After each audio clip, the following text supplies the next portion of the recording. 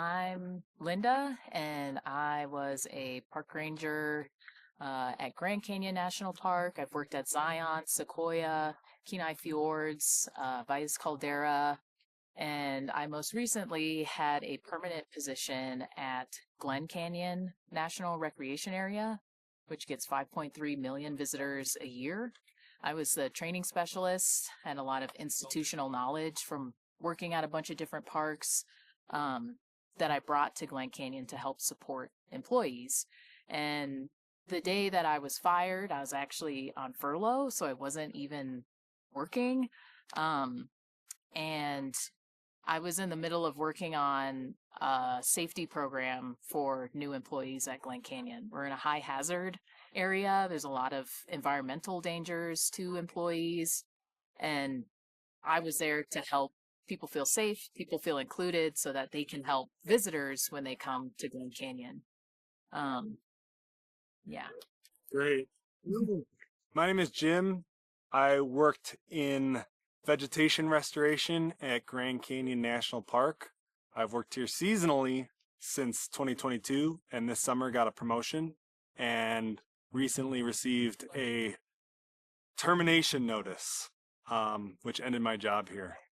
Right now in 2025, the Grand Canyon region is experiencing a lot of issues that needs to be addressed. Now is not the time to terminate stewards of the land. There is the Colorado River that is in the midst of negotiating a compact now for water rights. Within Grand Canyon National Park, there's the construction of the Trans-Canyon Water Pipeline, which is a critical piece of infrastructure that supplies water to every single facility in Grand Canyon National Park. And our program was what my job was to work towards mitigating the construction disturbances from that critical piece of infrastructure.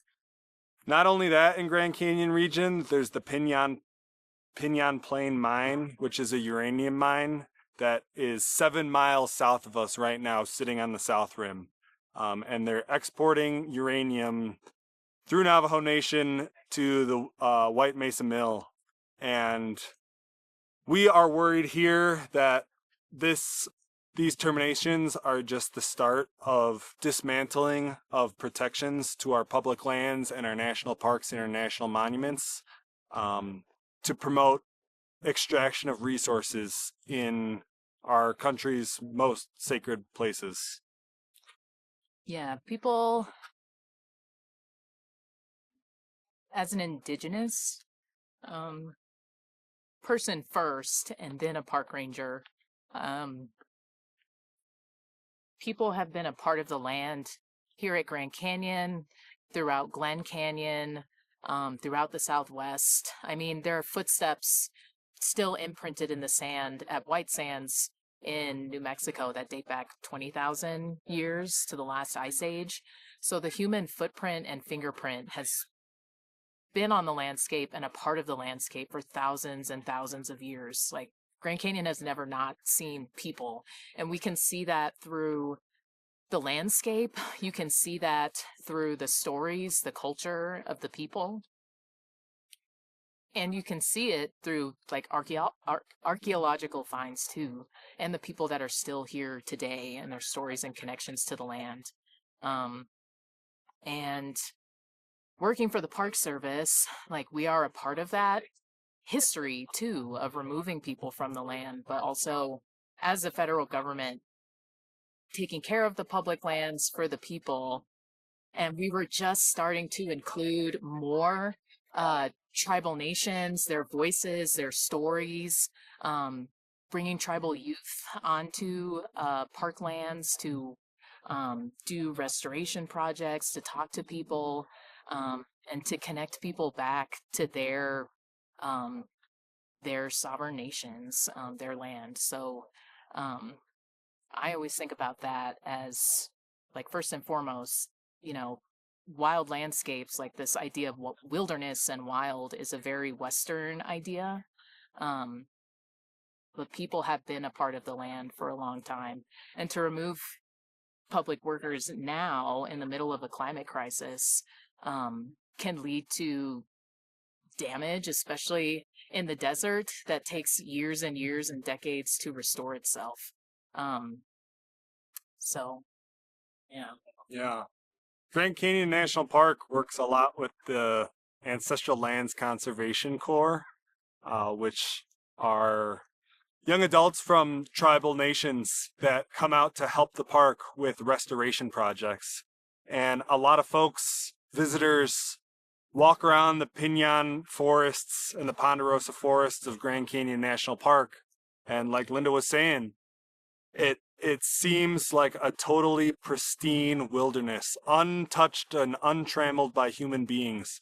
But again, in reality, for thousands and thousands of years, up until today even, indigenous people have been working to preserve these landscapes and to steward these lands. And that's a legacy that's continued into the work of the Park Service today, in 2025.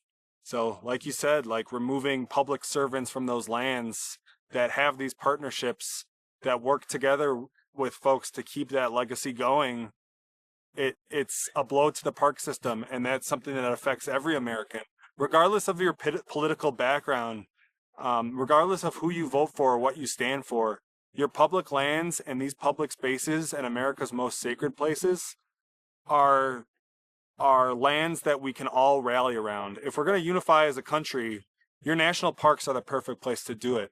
So now is not the time to start removing public servants, people who care for the land and work actively to renaturalize those landscapes.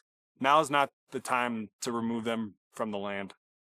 And there's a lot of work that goes into land management, beyond like ecological restoration, and the park rangers that talk to you at the visitor center. They tell you where the bathrooms are. They give your kids junior ranger badges.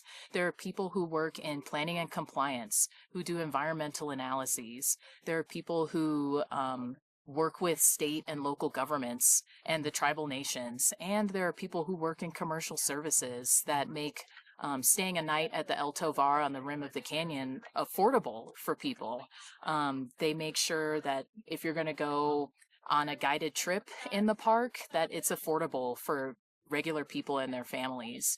And with the removal and this attack on public lands, it's opening it up for billionaires and corporations to come in and charge whatever they want. I mean, you could charge $10,000 to stay a night and a hotel on the rim of the canyon, but we have people who work in all different fields with different backgrounds that make sure that people are safe, their kids are safe, that they visit parks and can visit parks from all backgrounds, because it's public land. It's for the public and for the people. Mm-hmm. National parks are not where you're going to find your waste. They're not where you're going to find your fraud or abuse.